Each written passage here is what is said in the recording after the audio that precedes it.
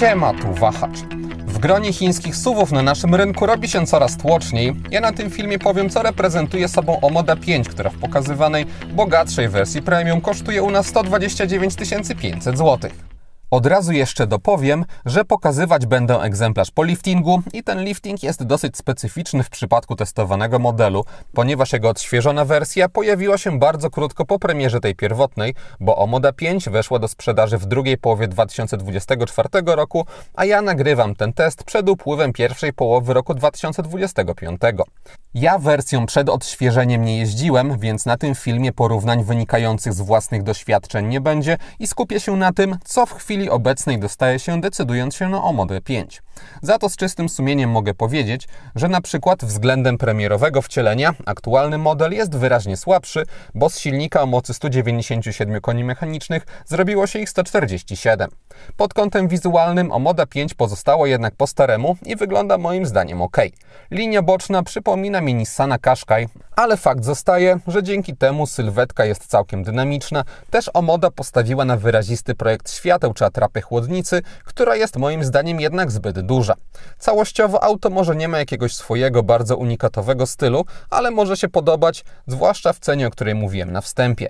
Dostaje się za nią 18-calowe felgi aluminiowe, ale występują również takie same w bazowej odmianie Comfort. W testowanej wersji można wybrać za to bez dopłat dwukolorowe nadwozie. We wnętrzu zmiany są większe. Tak kabina prezentowała się na początku, a tak jest teraz. Jej projekt wciąż oparty jest o poziome linie i wygląda moim zdaniem dobrze. Te linie zgrabnie się ze sobą komponują, nie ma jakiegoś przekombinowania. Też ta kabina sprawia wrażenie, jakby pochodziła z droższego auta niż półka cenowa Omody. Na kierownicy Omody z lewej strony mamy przyciski odpowiadające za sterowanie asystentami bezpieczeństwa, a także przycisk programowalny, który jest jednak bardzo ograniczony, jeśli chodzi o możliwości programowania, ponieważ mamy tylko dwie funkcje, które można mu przypisać. Z prawej strony steruje się komputerem na zegarach, a także multimediami. Do rozmieszczenia przycisków nie mam zastrzeżeń. Zastrzeżenie mam za to do tego, że tutaj mamy połyskujący plastik, który będzie łapał różne zarysowania i też przede wszystkim brudził się od korzystania. No i też te przyciski mogłyby być chociaż trochę wypukłe, a tak tylko te na środku są leciutko wklęsłe. Tylko jeden przycisk odpowiadający za komputer na zegarach jest w sumie wystarczający, ponieważ oferują one skromne możliwości personalizacji. Można modyfikować tylko to, co będzie z prawej strony i to w ograniczonym zakresie, więc nie ma czym się tutaj zachwycać, no ale przedstawienie wszystkich najważniejszych informacji dotyczących jazdy jest odpowiednie. Po wrzuceniu biegu tutaj pojawiają się informacje z asystentów bezpieczeństwa. Wyświetlacz ma 12,3 cala i on też wpływa na czytelność. Taką samą przekątną ma również ekran systemu inforozrywki. System działa ok, to znaczy odpowiednio szybko. Mamy chociażby belkę na górze wysuwaną, gdzie można sobie modyfikować zawartość.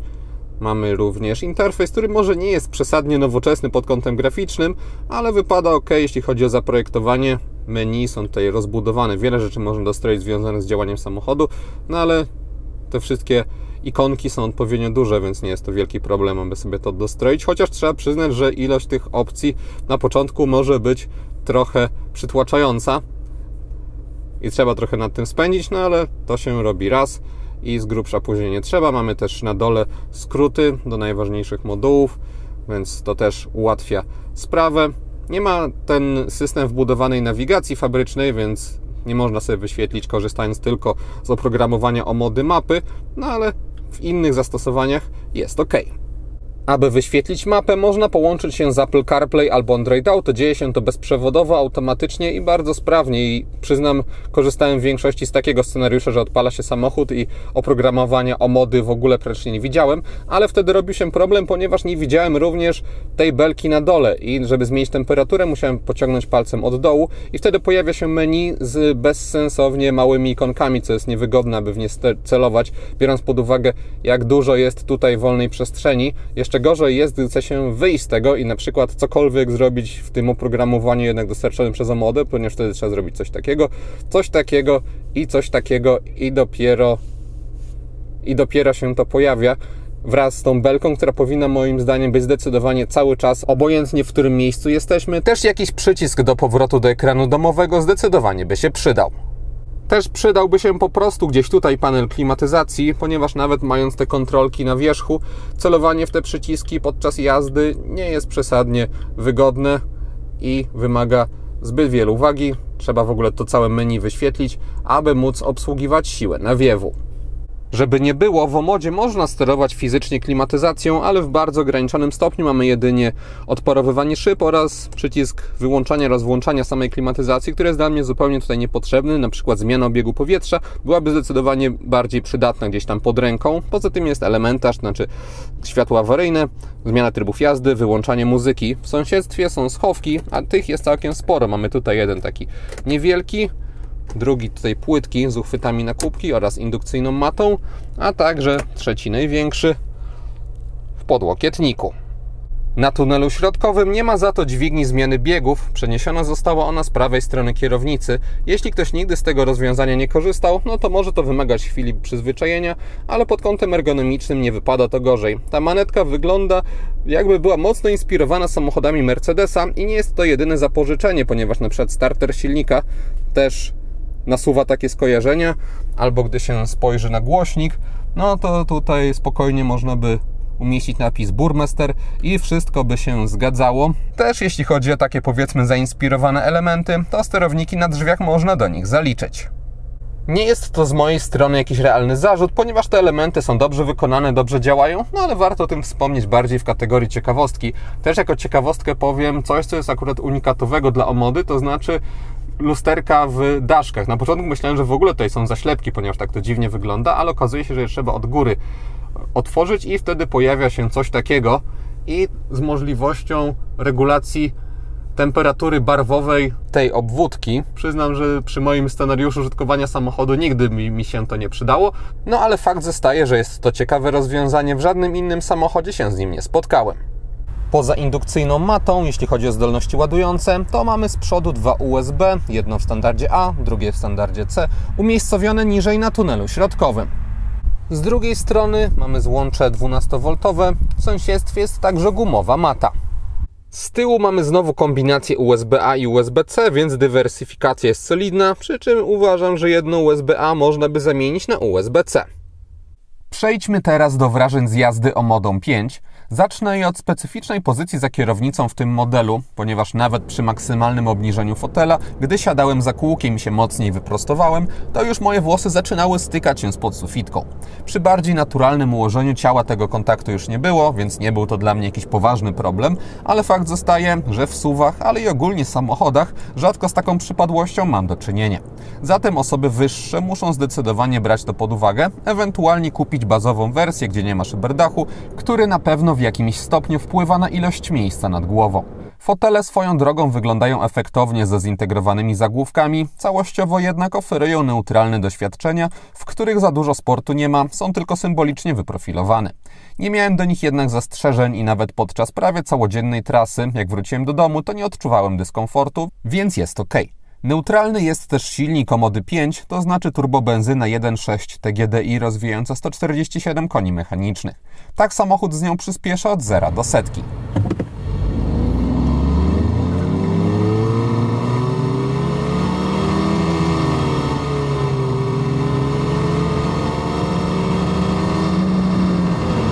Oraz tak od 90 do 140 km na godzinę.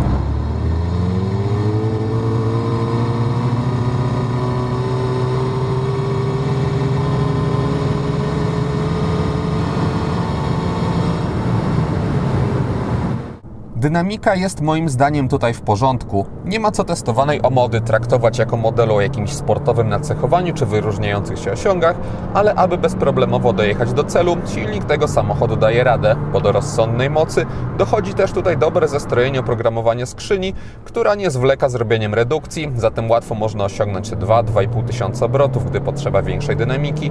Nie ma też tutaj jakiegoś przesadnego wskakiwania na zbyt wysokie obroty. Ogólnie pod tym kątem automat radzi sobie sprawnie. Przez automat rozumiem 7-biegową skrzynię dwusprzęgłową DCT. Przekładnia wypada też przyzwoicie pod kątem szybkości, która może sama w sobie nie jest zbyt duża, ale jest zarazem wystarczająca do silnika tego typu. Za to naprawdę dobrze wypada płynność pracy, bo podczas normalnej jazdy, nawet trochę wyraźniej przyspieszając, nie pojawiały się żadne zwracające uwagę szarpnięcia czy przestoje. Dzięki temu w układzie napędowym Omody 5 dostaje się spójne doświadczenie, gdzie nie ma miejsca na jakieś sportowe wrażenia, ale sprawnie można dotrzeć do celu, również na drogach szybkiego ruchu, bo silnik nie męczy się przy wyższych prędkościach i wtedy też rozsądnie przyspiesza.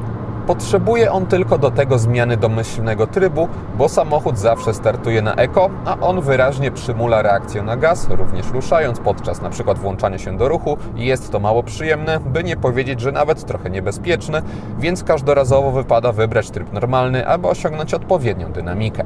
Producent oferuje też tryb Sport, gdzie zmienia się ekran środkowy z dodatkowymi wskazaniami i animacjami, ale przede wszystkim pojawia się wtedy dodatkowy sztuczny dźwięk silnika, który brzmi, przyznam, tragicznie. Mikrofon kamery tego aż tak nie oddaje, na żywo jest wyraźnie gorzej.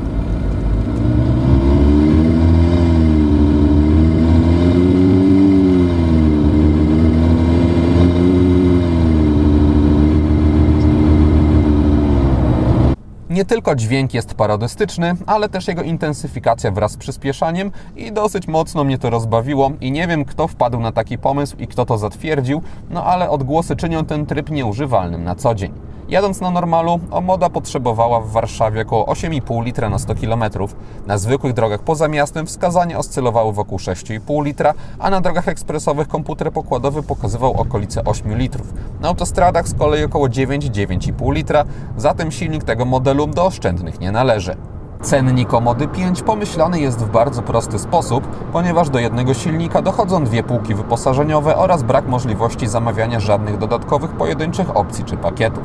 W bazowym komfort za 115 500 zł dostaje się już zdecydowaną większość z tego naprawdę przydatnego wyposażenia i jest ono solidne z chociażby dostępem bezkluczykowym, kamerą cofania z czujnikami parkowania, sporą ilością asystentów bezpieczeństwa, wliczając w to monitoring ruchu poprzecznego, też elektryczne są fotele z podgrzewaniem i wentylacją, indukcyjna ładowarka, generalnie nie ma na co narzekać. Ewentualnie brakować może automatycznej klimatyzacji, bo jest tylko manualna i dwustrefowy automat pojawia się w droższym około 15 000 zł premium. W nim dochodzą rzeczy bardziej funkcjonalnie przydatne, jak kamery 360 stopni albo elektryka klapy bagażnika, ale i bardziej bajery, jak dynamiczne kierunkowskazy albo lepsze audio firmy Sony, czy też ambientowe oświetlenie kabiny. Osobiście nie czułbym specjalnej potrzeby dopłaty do premium, bo bazowo Omoda już nie zawodzi. Też w każdej z wersji dostaje się naprawdę dobrą jakość w kabinie, ze sporą ilością wstawek z ekoskóry, też estetycznie wykonanymi detalami, jak na przykład elementy sterujące nawiewami. Ogólnie nie widzi się tutaj oszczędności. Nie każdemu przypaść do gustu może imitacja drewna, ale według mnie wciąż jest to lepsze rozwiązanie niż na przykład połyskujący czarny plastik i komentarz z początku testu o tym, że kabina wygląda jakby pochodziła z droższego samochodu, nie tyczył się wyłącznie designu, ale również sposobu wykonania, bo on robi bardzo dobre wrażenie. Też nie ma tutaj żadnych trzasków czy innych niepożądanych dźwięków. Decydując się na bazową Omodę, można ją również mieć za 1820 zł netto miesięcznie w wynajmie długoterminowym i taką ratę proponuje partner Wahacz TV, firma Carlis Polska. Jest ona możliwa przy 4-letnim okresie wynajmu, zerowej wpłacie własnej i rocznym limicie kilometrów 20 000. Dodatkowo wpisując w uwagach do zamówienia na stronie Wahacz Free, można mieć bonus w postaci darmowego podstawienia wybranego auta pod wskazany adres. Link do oferty umieściłem w opisie filmu. Układ kierowniczy Omody 5 wypada przeciętnie, to znaczy jest to auto bez żadnego większego charakteru w sposobie prowadzenia, od takie, aby po prostu dowieść do celu i tyle. Nie jest to wada w takim niesportowym SUV-ie, a po prostu cecha moim zdaniem, co nie zmienia faktu, że są przyjemnie jeżdżące samochody tego typu. Dostajemy tutaj dosyć lekko pracującą kierownicę, która jednak wraz ze wzrostem prędkości zaczyna stawiać trochę większy opór, więc z pewnością prowadzenia nie ma problemów. Reakcje na jej ruchy są jednak trochę opóźnione i gumowate. Zawieszenie jest tutaj umiarkowanie miękkie, znowu robiące neutralne wrażenie, przy czym nie jest ono też typowo kanapowe, a pomimo tego Omoda bardziej odczuwalnie niż można by się spodziewać wychyla się na boki, no ale jako, że i tak nie zachęcała ona mnie do ostrego brania zakrętów, to specjalnie mi to nie przeszkadzało. W mieście układ kierowniczy samochodu jest trochę ociężały w reakcjach, za to dostajemy dobrą widoczność do przodu.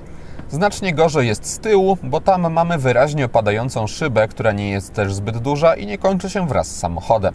Mnie jednak bardziej dokuczało to, że jej górna krawędź jest dosyć nisko, co w połączeniu z tym, że moja głowa była tuż pod dachem, powodowało, że musiałem się nieraz schylać, aby dostrzec w lusterku, co się dzieje trochę dalej za samochodem. Jest to kwestia indywidualnej anatomii, dla mnie był to minus podczas jazdy. Kamery 360 stopni w Omodzie oferują nie jakąś powalającą, ale przyzwoitą i zdecydowanie wystarczającą jakość. Dostajemy w nich również sporo różnych widoków, koncentrujących się na różnych kamerach, a także bardziej służący jako bajer widok 3D. W ramach dekoracyjnego oświetlenia we wnętrzu Omody 5 mamy LEDowe paski na drzwiach oraz desce rozdzielczej, taki wzorek przed pasażerem z logiem samochodu, a także już bardziej użytkowe podświetlenie przestrzeni pod tunelem środkowym. Jego kolorystyką nie można sterować, można za to modyfikować kolorystykę tych górnych sekcji, można albo powiązać to z trybem jazdy, albo samemu sobie coś wybrać, albo aby te kolory zmieniały się w rytm muzyki i jak widać mogą to robić całkiem dynamicznie, więc podczas jazdy nie jest to zbyt dobre, no ale fakt zostaje, że coś takiego może być. I też co istotniejsze, producent nie zmusza, aby ktokolwiek to używał. Instrumenty pokładowe podświetlone zostały na kolor biały, neutralny, więc jest czytelnie, tym bardziej, że wszystkie przyciski przełączniki doczekały się podświetlenia. Na plus wypada też fakt, że można wygodnie sterować sobie intensywnością podświetlenia tymi przyciskami obok zegarów. Mamy też tutaj regulację głośności. Ona akurat moim zdaniem jest tutaj niepotrzebna. Przednie lampy Omody 5 są rozdzielone, ich dolne części służą za światła główne, a górne za segmenty do jazdy dziennej, czasami przemieniające się w dynamiczne kierunkowskazy. LEDy są wszędzie z przodu, podobnie jak w lusterkach. Z tyłu również mamy tę technologię i w mojej opinii najciekawszy projekt oświetlenia w tym samochodzie. Światło pozycyjne mają ładne detale, kierunkowskazy są też w tej części nadwozia dynamiczne. Całość naprawdę dobrze się moim zdaniem prezentuje. LEDowe światła główne są zawsze w standardzie. Są one umieszczone w soczewkach i oferują dobrą precyzję poziomą odcinania strefy jasnej od ciemnej. Też mają dobrą moc świecenia, ale pomimo tych cech są one tak ustawione, że świecą dosyć krótko i zwłaszcza po lewej stronie zasięg jest gorszy. Światła nie są wyposażone w żadne zaawansowane funkcje adaptacyjne, jest za to statyczne doświetlanie zakrętów w wersji premium. Na tylnej kanapie, po ustawieniu przedniego fotela pod siebie, na nogi nie mam zbyt wiele miejsca, no ale jednak jakiś bezpieczny margines jest. Nad głową też jest ok. Elementy związane z szyberdachem tutaj się kończą i linia dachu wyraźnie się podwyższa i wtedy, gdy się konkretnie wyprostuje, to mam minimalny, ale jednak zapas taki, że nie stykam się włosami spod sufitką. Tunel środkowy jest w Omodzie 5 w bardzo niewielkim stopniu wystający. Samochód z tyłu wyposażony został w rozkładany podłokietnik. Bagażnik samochodu ma 442 litry. Dostajemy tutaj dosyć niski próg załadunkowy, bardzo dużych rozmiarów otwór, a także regularne kształty. Na bocznych ściankach w kufrze z praktycznych dodatków mamy jedynie gniazdo 12V. Pod podłogą znajduje się taka styropionowa forma robiąca za płytki schowek, a pod jeszcze nią obecne jest koło zapasowe. 1149 litrów do dyspozycji uzyskać można po złożeniu drugiego rzędu siedzeń. Dostaje się wtedy podłogę bez uskoku z leciutko tylko unoszącymi się oparciami. Podsumowując, Omoda 5 to auto, które jest po prostu ok. Wybija się ponad przeciętność pod kątem jakościowym i to jest jego wyraźna zaleta, ale poza tym prezentuje poziom taki właśnie ok, że da się bez problemów jeździć, ale pod kątem sposobu obsługi, stylu prowadzenia czy ekonomiki silnika jest pole do poprawy. Na to wszystko wypada patrzeć przez pryzmat ceny, zwłaszcza opłacalniejszej moim zdaniem bazowej wersji Comfort, bo tam za 115 000 złotych dostaje się naprawdę porządne wyposażenie i ten ok poziom, o którym mówiłem, we wcale nie takim małym aucie. Biorąc to pod uwagę, Omodą 5 warto się moim zdaniem zainteresować. I to wszystko, co przygotowałem o Omodzie 5. Dziękuję za uwagę i mam nadzieję, że i test się podobał. Jeśli tak było, zachęcam do dania temu filmowi łapki w górę. Będzie mi z tego powodu bardzo miło. Zainteresowanym przypominam o Carlis polskiej ofercie. A jeśli ktoś nie ma, to zapraszam również do subskrypcji kanału, ponieważ kolejne materiały na Wahacz TV pojawią się już wkrótce. Na razie!